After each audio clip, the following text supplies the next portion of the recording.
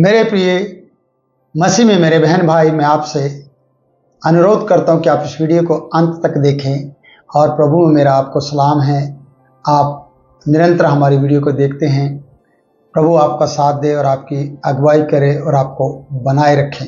आइए हम उत्पत्ति की किताब और उसके 9 अध्याय और उसके 4 पद से लेकर कुछ पदों को हम आगे बढ़ाते हैं।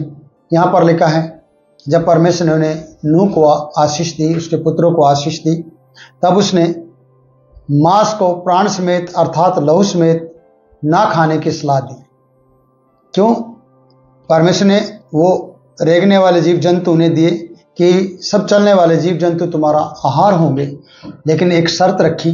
शर्त ये थी कि उन्हें लहू और प्राण समेत मत खाना। लहू प्राण है और प्राण ही लहू है, क्योंकि यहाँ अर्थात लिखा गया है। लहू अर्थात प्राण। जो हमारे शरीर में लहू है वह प्राण है एक मनुष्य का। इसलिए इस प्राण को आप समझना कि ये कितना कीमती है। बहुत से जब डॉक्टर के पास आप जाते हैं प्रियो, जब आपके शरीर में कमजोरी आ जाती है तो उस प्राण की वो बात करता है, उस लहू की बात करता है कि आपके अंदर लहू नहीं है और आपको लहू की जरूरत है। फिर दूसरे मनुष्य का लहू आपके शरीर के अंदर डाला जाता है तो वो प्राण है और आपके सेल्स बढ़ जाते हैं, आपका शरीर ताकतवर हो जाता है और आप एक नया बल पाकर पहले के समान कार्य करने लगते हैं। तो यहाँ पर परमेश्वर ने मांस खाने के लिए बात की है, ना कि लहू को पकाकर खाने की बात की है। इसलिए लहू को छोड़ना होगा और प्राण को छोड़ना होगा और उसके मांस को आप उपयोग में ला सकते हैं। तो शर्त है इन बातों में। शर्त तब होती है जब प्रयोग कि परमेश्वर किसी चीज़ को बचाना चाहता है कि आपके ऊपर कोई भी दोष ना लगाया जाए। आइए हम 5 पद में चलते हैं। और निश्चय ही मैं, जब उसने ये शर्त रखी कि मांस को प्राण समेत अर्थात लहू समेत तुम ना खाना, और निश्चय ही मैं तुम्हारे लहू, लिखा है निश्चय ही मैं तुम्हें लहू अर्थात प्राण का बदला लूंगा, तुम्हारे लहू और प्राण का बदला लूंगा। निश्चय बोला है। आपके प्राण का यानी आपके लहू का बदला परमेश्वर लेगा। और किससे लेगा? हम यहां पर देखते हैं, मनुष्य के प्राण का बदला मैं एक एक के भाई बंधु से लूंगा। मनुष्य के प्राण का बदला मैं एक एक के भाई बंधु से लूंगा। ये कहना चाहता है परमेश्वर, जो कोई मनुष्य का लहू बहाएगा उसका लहू मनुष्य ही से बहाया जाएगा, क्योंकि परमेश्वर ने मनुष्य को अपने ही स्वरूप में बनाया है। ये खास बात है। ये सोचने वाली बात है कि परमेश्वर ने मनुष्य को अपने ही स्वरूप में बनाया। इसलिए परमेश्वर ने इस लहू की कीमत के बारे में बताया है कि निश्चय ही मैं उस लहू का बदला आपके भाई बंधु से लूंगा। और कोई भी मनुष्य अपने भाई बंधु का लहू ना बहाए। खाने की तो बात दूर की है, लहू बहाने का भी आपको इजाजत नहीं है, अधिकार नहीं है कि आप अपने भाई बंधु के लहू को, यानी मनुष्य सृष्टि के किसी भी मनुष्य का लहू आप बहाएं या उसे मारें। मारने के लिए आपको परमेश्वर ने अधिकार नहीं दिया है। अब सोचिए, अगर आप कहेंगे कितने युद्ध होते हैं, बाइबल में कितने युद्ध बताए गए हैं प्रियो, ये युद्ध के कारण कहीं रहे कहीं हो जाते हैं, कई कारण बनते हैं। वो आगे की बातों को क्लियर किया जाएगा। पर मैं इतना कहना चाहता हूँ कि जब तक सृष्टि में मनुष्य साफ सुथरे रहेंगे, परमेश्वर का आदर सम्मान करते रहेंगे, परमेश्वर कभी भी उन मनुष्य को मरवाना नहीं चाहेगा। इसलिए उसकी नज़र में लहू जो उसने आपके देह में डाला है वो कीमती है, और यीशु का लहू आपके लिए बहाया गया क्योंकि आपके पाप क्षमा किए जाएं उसके ऊपर विश्वास करने से। इसलिए कहते कि आज परमेश्वर ये बता रहा है, जो कोई मनुष्य का लहू बहाएगा उसका लहू मनुष्य ही से बहाया जाएगा, क्योंकि परमेश्वर ने मनुष्य को अपने ही स्वरूप के अनुसार बनाया है, अपने ही स्वरूप के अनुसार और अपनी समानता में उसे बनाया है। इसलिए उसका लहू बहाने का अधिकार आपका नहीं है। किसी भी मनुष्य को लहू आप नहीं बहा सकते। अगर आपने बहाया है तो आपका लेखा लिया जाएगा आपसे। इसलिए पृथ्वी पर रहते हुए हमारे भारतवर्ष में रहते हुए भी ऐसे कानून रूल बनाए गए हैं, अगर किसी ने किसी का कत्ल किया, हत्या की है, तो प्रियो उसको जेल में 20 साल की सज़ा की जाती है या जेल को काटना पड़ता है, 20 साल की सज़ा को काटना पड़ता है। क्यों? क्योंकि उसने किसी को मार दिया है। ये कानून है और परमेश्वर का कानून का भी आपको हिसाब देना होगा, या कानून के लिए भी आपको परमेश्वर के सामने खड़ा होना पड़ेगा। परमेश्वर कह रहा है मनुष्य जाति का लहू ना बहाया जाए, पर मनुष्य आज मनुष्य को मारने पर उतारू है, उसका लहू बहाने पर, उसका लहू तक पीने पर उतारू है। क्यों? क्योंकि वो भाई को भाई नहीं समझ रहा है, इसलिए उन्हें क्रोध आता है और जल्दी से वो मार डालते हैं। जैसे कि हम पिछले अध्याय में देखते हैं, कैन की कहानी को देखते हैं, हाबिल का लहू बहाया गया, और 4 अध्याय में कैन और हाबिल को भेंट के बारे में हम जब जानते हैं, लिखा है कि कैन ने अपने भाई से बात की और बात करते ही उसी को घात किया। क्यों? क्योंकि कैन भलाई नहीं करता था, कैन भला मनुष्य नहीं था, कैन दुष्टता से था और कैन का जीवन अच्छा नहीं था। इसलिए भले की भेंट की गई और बुराई करने वाले की भेंट को परमेश्वर ने नहीं इनकार कर दिया। कहने का मतलब है कि बुराई से भरा हुआ इंसान हत्या करने पर उतारू होता है। इसलिए परमेश्वर की इच्छा नहीं है कि कोई भी मनुष्य किसी मनुष्य को घात करे या मारे। इसलिए भाई जब भाई को मारता है, इंसान इंसान को मारता है, तो प्रियो आप सोच के देखिए कि ये संसार बना नहीं रह सकता।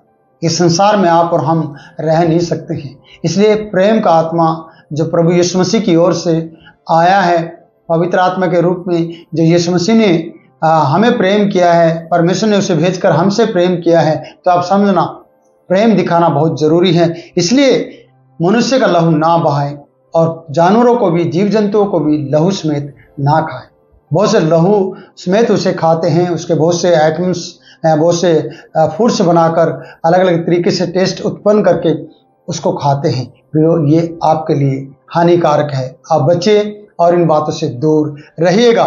परमेश्वर नहीं चाहता है कि आप ऐसा करें। आगे 7 पद पढ़ते हैं।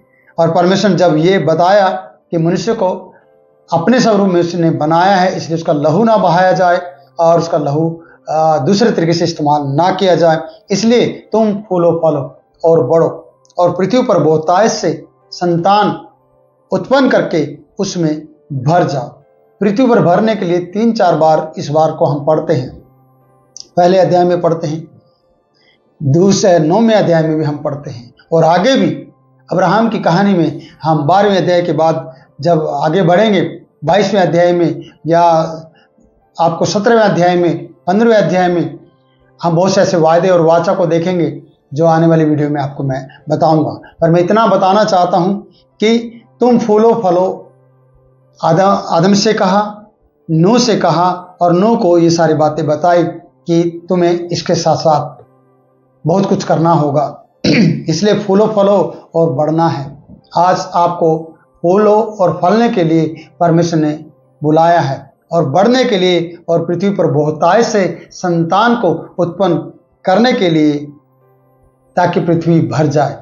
प्रियो, आज संसार में हम ये चीज देखते हैं कि हम दो और हमारे दो, एक नारा था, हम दो हमारे दो। आज जनसंख्या का जो कहते कि एक बम विस्फोट होने जा रहा है, कि इतनी बढ़ोतरी होने जा रही कि पृथ्वी पर जगह नहीं है। जैसे हम चाइना को देखते हैं कि जनसंख्या दिन प्रतिदिन बढ़ती जा रही है। इंडिया भी हमारे उसी के आसपास आ चुका है कि जनसंख्या बढ़ती जा रही है। प्रियो, मैं जानता हूं कि परमेश्वर मनुष्य को बढ़ने के लिए आशीर्वाद देता है, लेकिन आज सरकारें और समाज और घर परिवार के लोग समझदार होने के नाते या समझदार हो चुके हैं, वो कहने लगे हैं इस प्रकार से, हम दो हमारे दो, ऐसा नहीं, हम दो और हमारा एक, ऐसा कहकर वो वहीं पर उसे स्टॉप कर रहे हैं। कुछ लोग समलैंगिक हैं, कुछ स्त्रियां समलैंगिक हैं जो संतान उत्पन्न कर ही नहीं सकती हैं, और वो इस तरीके से अपने घिनौने काम करके परमेश्वर के इस आशीर्वाद को खराब कर रहे हैं। सरकारें भी इस पर रोक लगा रही हैं और इस तरीके से रोकथाम की जा रही है, रोकथाम हो रही है इन बातों पर, तो प्रियो ये कब तक चलेगा मुझे नहीं मालूम। परमेश्वर जिस तरीके से आदम की उन संतानों को बुराई के कारण से, जब पृथ्वी पर बुराई बढ़ गई और जब बुराई बढ़ती जा रही थी, तब परमेश्वर ने उन्हें नष्ट करने का सोच लिया था और वो नष्ट उन्हें कर रहा था और जल प्रलय के द्वारा उन्हें नष्ट भी किया गया। लेकिन आज परमेश्वर ने नूह को बचाया और नूह के द्वारा फिर से पृथ्वी को भरने का जुम्मा दिया है या जिम्मेदारी दी है। आज आपको पृथ्वी पर परमेश्वर के उस प्रेम को और प्रेम का संदेश सुनाने की जिम्मेदारी दी है। यीशु की ओर से और दुनिया की छोर तक आपको जाना है, उसके सुसमाचार को फैलाना है और उसका संदेश देना है। अगर आप चाहते हैं कि परमेश्वर के इन वचनों को मैं आगे बढ़ाऊं, तो आप इस वीडियो को शेयर करें, लाइक करें।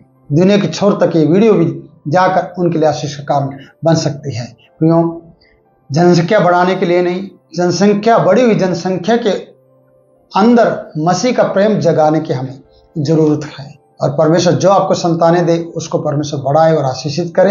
लेकिन आप इस काम के लिए नहीं, आप उन संतानों को बचाने के लिए, जब परमेश्वर के पुत्र जो संतान बनकर, उसकी संतान बनकर और हमारे लिए प्रभु बनकर, मनुष्य बनकर इस पृथ्वी पर आया, तो आपको सोचना है हमें उसके काम को करना है और हम उसके काम में अपने हाथों को आगे करेंगे और उसके काम को बढ़ाएंगे। तो प्रभु इन वचनों के द्वारा आपको आशीषित करे और आपके हर एक जरूरत को पूरा करे और आप दिन प्रतिदिन इस पृथ्वी पर प्रभु के कार्य को बढ़ाते चले जाएं।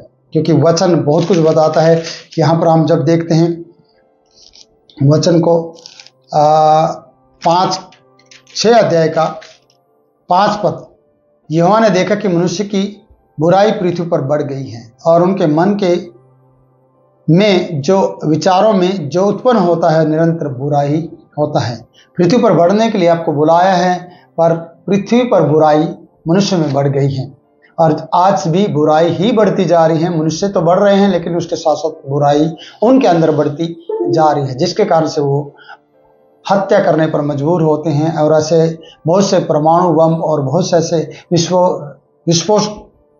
विस्फोटक द्रव बनाए गए हैं या बम बनाए गए हैं या ऐसे हथियार औजार बनाए गए हैं जिससे वो मनुष्य की सृष्टि को नष्ट करना चाहते हैं। लेकिन परमेश्वर नहीं, परमेश्वर आपको बचाना चाहता है। परमेश्वर आपके पाप की सजा के बारे में बताता है कि आपको मिलेगी, लेकिन जब आप यीशु पर विश्वास करेंगे तो वो सजा भी माफ की जाएगी। तो प्रियो, मैं परमेश्वर का दास होने के नाते आपके लिए निरंतर प्रार्थना करता रहूँगा। आप भी हमारे चैनल के लिए, हमारे लिए, हमारी सेवकाई के लिए जो प्रभु ने हमें दी है उसके लिए आप प्रार्थना करते रहें, ताकि परमेश्वर सब पर अपना अनुग्रह बनाए रखे। जय मसीह की।